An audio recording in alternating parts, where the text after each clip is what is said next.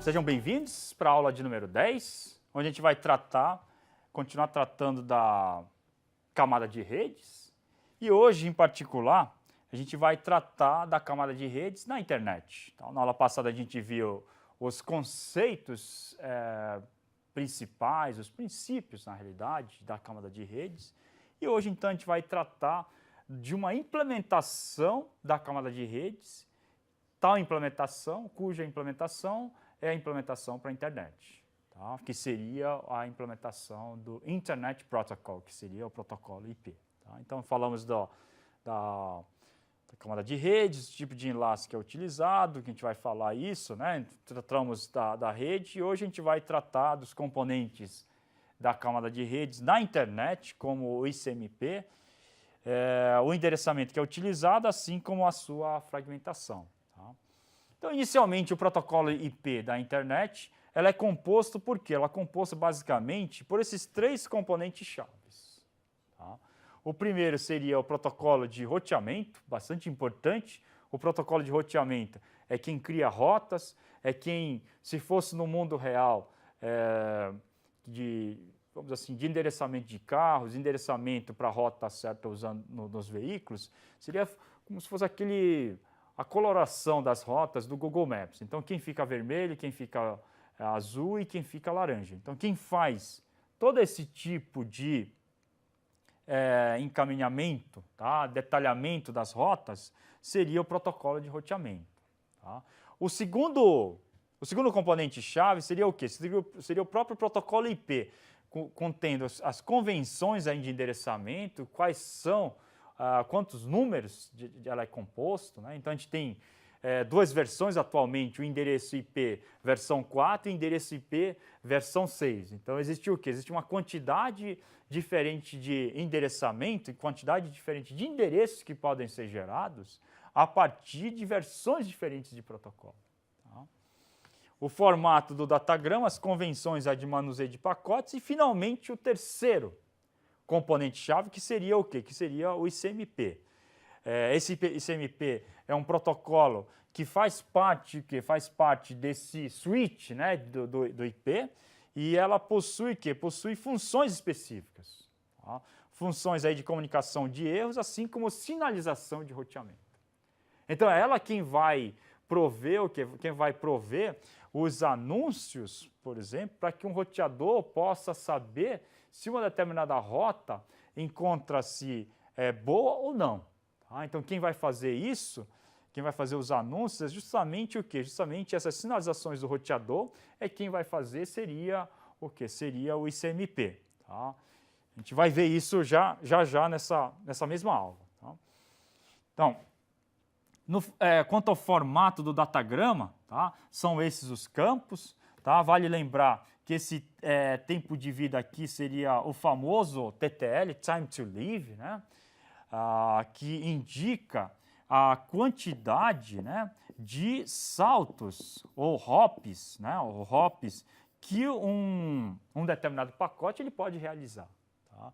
Então, a gente tem aqui a versão CV6, né, e existem outros campos aqui, o comprimento do cabeçalho, o comprimento do cabeçalho seria dessa parte aqui para cima, né, e a parte do dado seria daqui para baixo. Então, a gente tem, como já falei para vocês, um pacote, né, ela tem a parte do cabeçalho e a parte dos dados. Né? Então, essa parte dos dados aqui corresponde o quê? Corresponde justamente a essa parte que a gente está falando.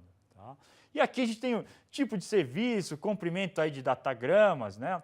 O identificador aí de 16 bits que é utilizado aí para a parte de fragmentação, assim como o quê? Assim como os endereços de IP origem e o IP de destino. Eu preciso do endereço de IP de origem para saber para quem é que eu vou mandar de volta um pacote que, por exemplo, não chegou de forma correta, né? Para enviar a resposta. Então, para isso, eu preciso o quê? Eu preciso tanto do endereço do remetente, como vocês fazem na carta de vocês, né? Preciso do endereço do remetente, assim como o endereço do quê? Do destinatário. Então, esses dois são os dois endereços que a gente tem para quê? A gente tem para o endereçamento aí do IP. Tá? Bom, aí uma coisa que é importante falar é que existe no IP versão 4, tá? IP versão 4, existe o que a gente chama de fragmentação. Tá? E por que existe fragmentação? O que seria a primeira fragmentação? Né? A fragmentação seria o quê? Seria o processo de quebrar um determinado pacote inteiro, né, em fragmentos, em pedaços diferentes, tá, em pedaços aqui, de forma o quê? De forma a atender a quantidade máxima de bits que pode ser trafegada com um único pacote num determinado enlace. Tá? O enlace, vocês sabem, é meio de comunicação. Né? Então, existe o que a gente chama de MTU, Maximum Transmission Unit, né? Unidade máxima de transmissão. E para cada enlace é diferente. Por exemplo, se for um ambiente sem fio, Wi-Fi, então a atmosférica. Então existe o quê? Existe uma quantidade máxima de bits que pode trafegar por esse Por esse meio. E se for maior? Se for maior, pode começar a perder pacotes, né? Começar a perder bits. Em função disso, existe o quê? Existe uma convenção de deixar um pacote com o quê? Com uma capacidade máxima aí de bits, né? Bom, em função desse MTU, eu tenho que o quê? Eu tenho que atender ela. Tá? Eu tenho que atender esse MTU. Então, normalmente o MTU gira em torno de 1.500 bytes. Só que os pacotes de cima, tá?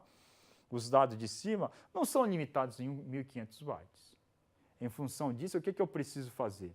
Eu preciso, então, quebrar em 1.500 bytes, tá? 1.500 aí bytes, de forma o quê? De forma que esses pacotes, então, possam ser transportados por esse meio de enlace. Então, esse é o processo de quê? Esse é o processo de fragmentação.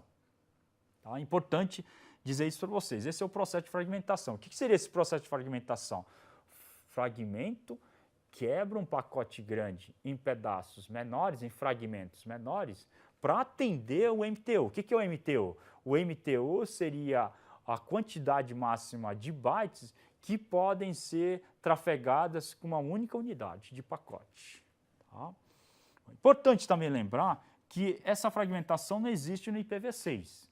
Então, se não existe no IPv6, as camadas superiores, ou seja, TCP e aplicação, elas devem limitar para o quê? Para atender o MTU, uma vez que o IPv6 não faz a fragmentação. E por que ela não faz a fragmentação?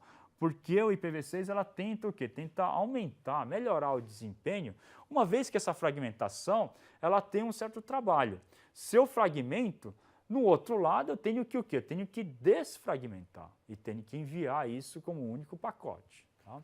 Lembrando também que o IPv6, tá? Apesar de já ser um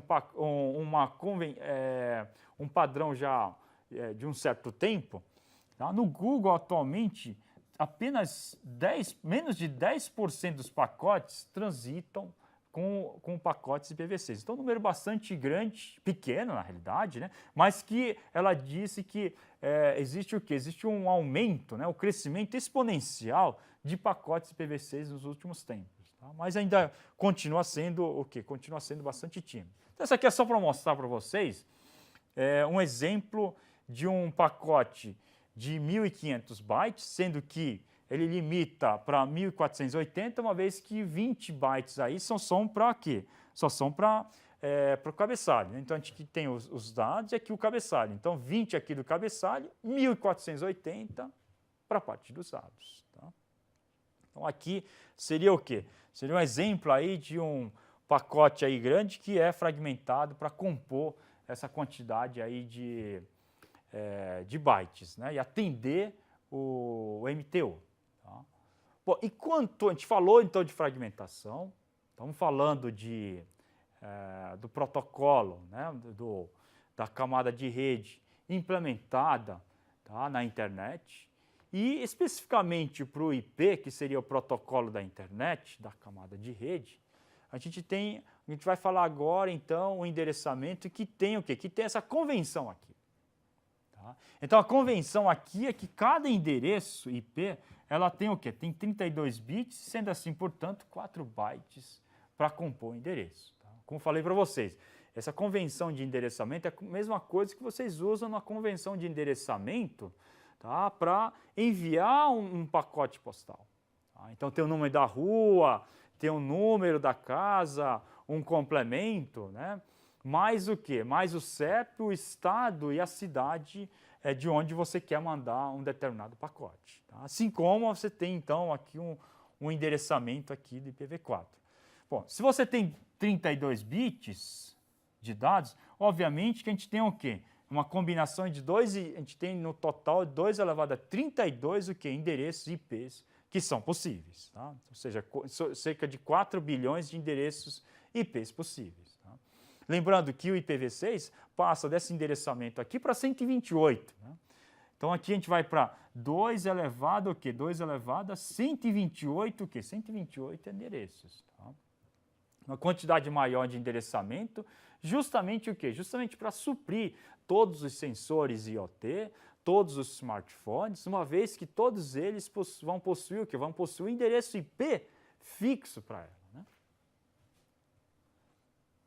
Bom, importante aqui, a parte do endereçamento IP, é importante lembrar que aqui nesse exemplo, a gente tem o quê? A gente tem aqui tem essa rede aqui, ó, tem essa rede aqui, né?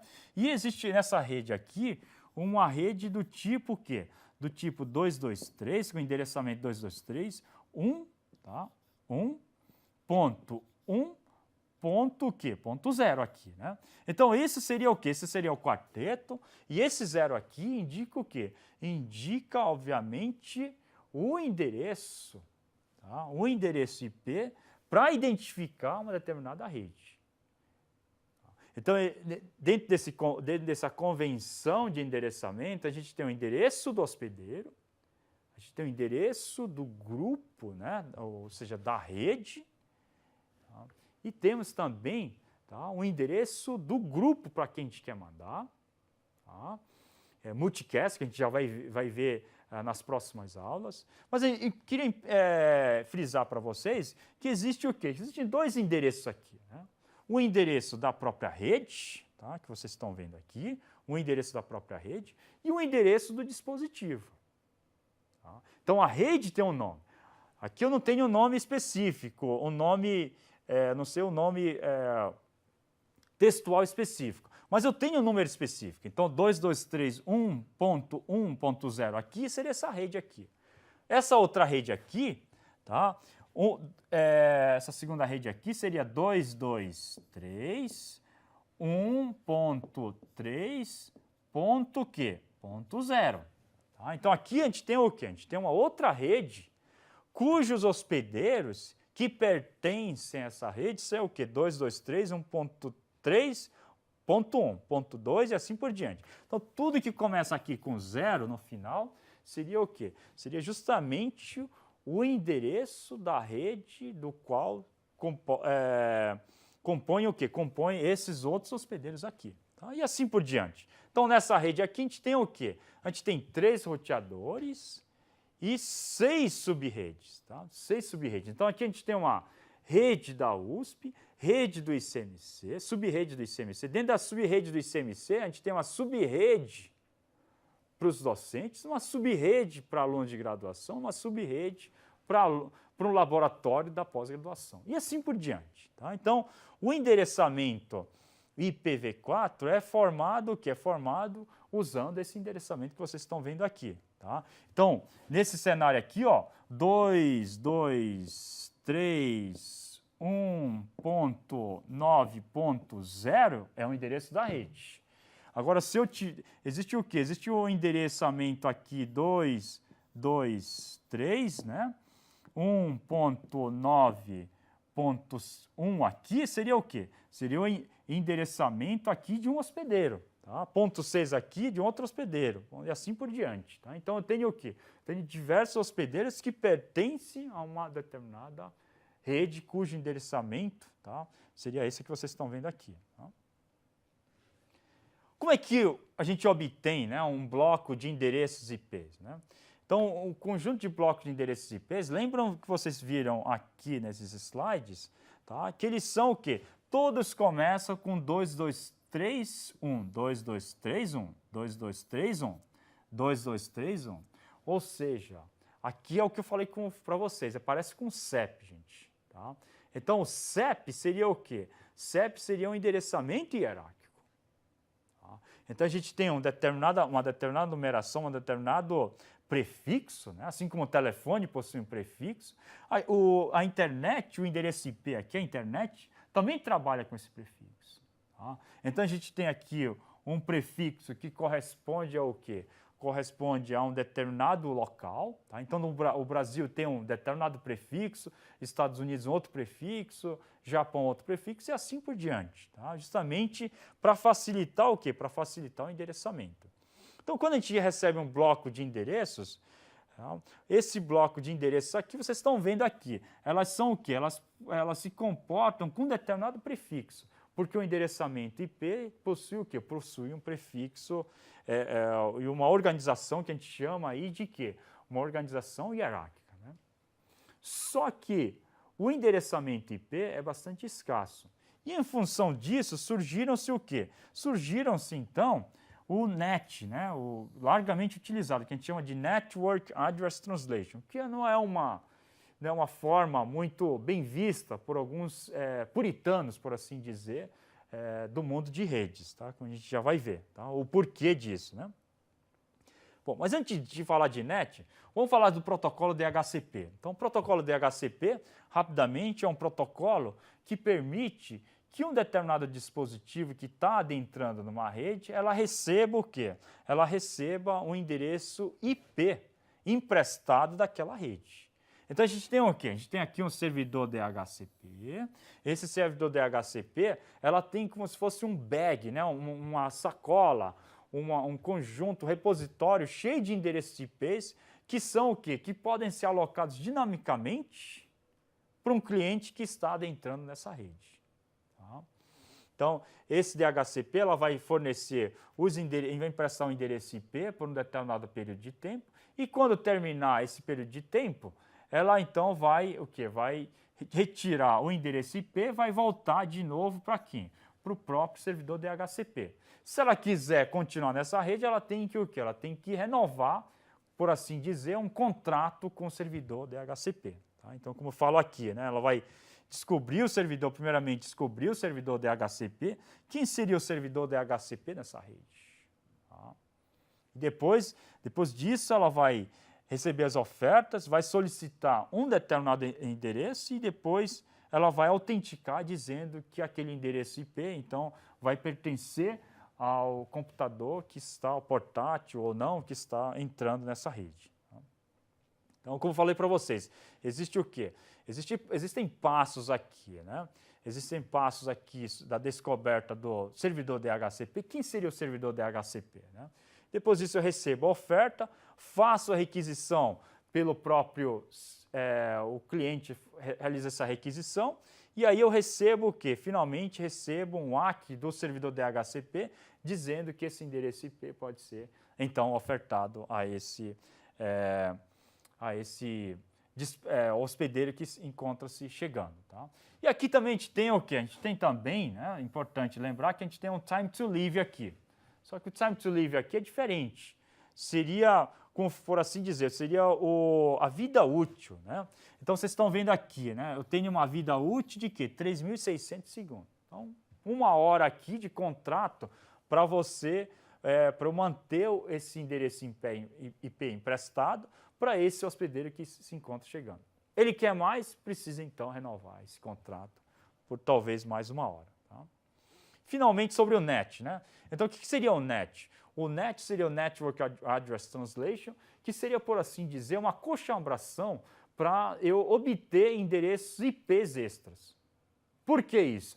Porque o endereço IP é bastante escasso. Só IPv6 possui o quê? Possui uma quantidade, uma gama maior aí de endereçamento. Né? Então, para atenuar, para reduzir, para resolver o problema do números IPs bastante escasso, uma vez que o número IP ela tem que ser único no mundo todo, eu tenho o quê? Eu tenho uma quantidade escassa de endereços IPs. Nota, por exemplo, eu preciso instalar um sensor no rio e para isso eu precisei de um endereço IP. Vocês não sabem a grande, vamos dizer assim, o desafio, né? O grande corre-corre que eu tive que fazer para eu manter esse endereço IP para o meu servidor e assim receber os dados do Rio. Né?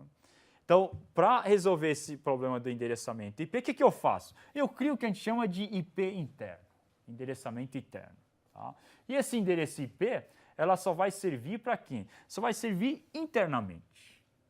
E para isso, o que eu faço? O roteador, que na verdade é um computador, vai fazer o quê? Vai fazer esse chaveamento. Então, tem esses endereços aqui que só são válidos dentro da organização, atrás desse roteador. Tá? Então, aqui dentro seria o quê? Interno. Aqui fora seria o externo. Aqui eu coloco o quê? Normalmente eu coloco um firewall para o quê? Para limitar tudo que entra, assim como tudo que sai daqui dessa organização.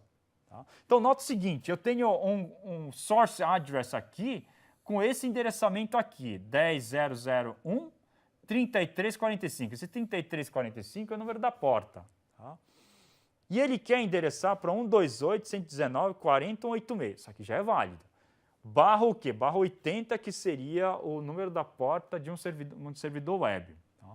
Bom, quando ele chega nessa tabela aqui de tradução do NET, o que ele faz? Ele pega esse endereçamento, junta com isso aqui e faz o quê? Faz uma associação com outro endereço, tá? Único, que talvez seria válido, tá? 138.162.29.7, que seria o quê? Um endereço válido para esse o quê? Para esse endereço, para esse roteador IP. E aí ele associa o quê? Associa para esse número aqui 5001. Então ele sai com esse endereço IP válido para esse, usando o endereço de destino, faz todo o processamento e ele volta com o resultado para quem? Para isso aqui, ó. Quando chegar nesse ponto aqui, ele faz o quê? Ele faz a tradução baseado nessa tabela do NET. Tá? E assim o pacote chega para o outro lado. Nota que para isso, para resolver esse problema da escassez, eu tenho que montar essa tabela e tenho que fazer toda essa mudança de endereçamento para todos os pacotes que chegam, assim como os pacotes que entram nessa organização. Então, existe o quê? Existe aí um grande overhead nesse sentido. Né? Então, e outra coisa, o roteador agora possui o quê? Possui uma aplicação para fazer o quê? Para fazer justamente esse o quê? Essa conversão de endereços. Então, ela tem um trabalho a mais para realizar durante a comunicação. Por último aqui, gente. Por último aqui a gente tem o quê? A gente tem o ICMP. O ICMP é o quê? O ICMP é utilizado o quê? O uso mais comum é comunicação e erro e alguma sinalização para o roteador. Então, todo ping que eu faço, assim como o estouro do TTL, é sinalizado para o roteador usando o quê? Usando justamente o ICMP. Tá?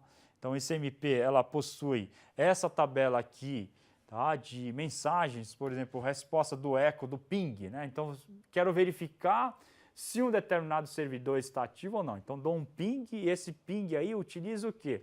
Utiliza a resposta aqui, na verdade, ele incorpora, constrói uma tabela, um pacote de respostas que é feito juntamente com quem? Juntamente com o ICMP. Assim como, importante, TTL aqui expirado. Né? Então, um determinado pacote faz um hop, chega no final, o TTL chegou ao quê? Chegou a zero. Então, esse pacote ele tem que ser o quê? Tem que ser descartado. Então, quem é que vai avisar isso para ele? Quem vai avisar é justamente o quê? Justamente o protocolo que a gente chama de ICMP. Bom, finalmente, quanto a IPv6, a gente tem um formato datagrama, lembrando que IPv6, o formato datagrama é menor. Vocês estão vendo aqui que o cabeçalho, gente, é bem menor do que o cabeçalho do V4. Justamente para simplificar, para deixar mais enxuto, tá? E melhorar aqui o desempenho. O que aumentou é justamente o quê? Justamente a quantidade de endereços que tanto para destino como para origem é de quê? De 128 bits. Lembrando também que ele também implementa o quê? Continua implementando aqui o TTL, né? Então aqui a gente tem o TTL, que seria o quê? Que seria o limite de saltos aí que um pacote pode suportar. Tá? Existe uma maior provisão de QoS, tá? O que a gente chama de classe de tráfego agora, assim como o rótulo de fluxo. Isso significa dizer que o IPv6 está cada vez mais próximo do que a gente chama de um mecanismo aí de circuitos virtuais. Tá? Voltado para aplicações multimídias, como eu falei para vocês, ela não possui o quê? Não possui a fragmentação. Tá? Finalmente, quanto à segurança IP, o IPsec então foi desenvolvida para ser compatível tanto com a versão 4 como a 6. Ela possui um acordo criptográfico e lembrando que esse IPsec aí possui o quê? Possui a confidencialidade. Confidencialidade seria manter as mensagens confidenciais de forma que eu posso pegar a sua mensagem, mas eu não vou entender o teor dessa mensagem uma vez que ela está criptografada. Assim como ela não permite o quê? Não permite que haja o quê? Alteração. Né? Então, essa alteração, eu posso pegar a sua mensagem, mas, de novo, se eu alterar, ela vai enviar uma mensagem de que houve alteração no pacote. Então, com isso, eu garanto a integridade, assim como a autenticação. Quem é que está falando comigo? Eu tenho como autenticar quem encontra-se falando comigo. Tá? Bom, falamos da camada de rede na internet nessa aula. Tá? E na próxima aula, então, a gente vai falar sobre os protocolos de roteamento. Mais uma vez, agradeço aí a atenção por essa aula e fico, então, esperando vocês para a aula de número 10. Obrigado, gente.